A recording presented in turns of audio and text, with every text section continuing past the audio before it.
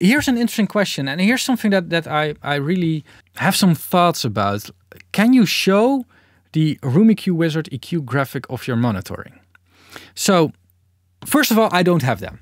I just didn't measure it. I think the people that installed speakers in here do have those measurements, but I don't have them. So I should, if I want them, I need to make them. But the problem with measurements is that there are still a lot of things that we apparently aren't able to measure. And the only reason when I would share or show measurements is because I want to highlight something and just illustrate something. So showing that in a video and then, you know, showing like this is going on and that kind of stuff. The problem with measurement is that measurements are being done to find a certain problem. So you're listening, you think like, hey, there's a problem.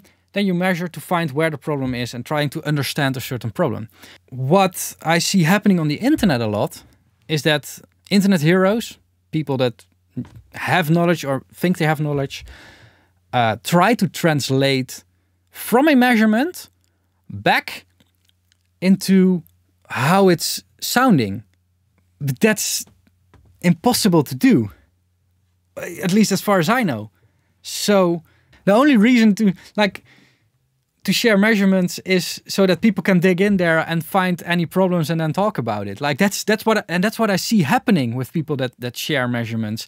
It's all that there are some people with a big mouth on the internet that are looking at the measurements and like typing away on their keyboards and saying like, oh, I think this should be different and this should be different. Like, why should I share it?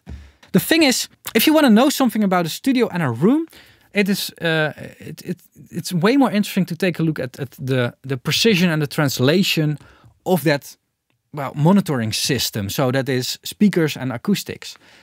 And how I think it would be better to take a look at that or judge that is by taking a look at the products, at the mixes that are made at the studio, or at the masters that are made at the studio.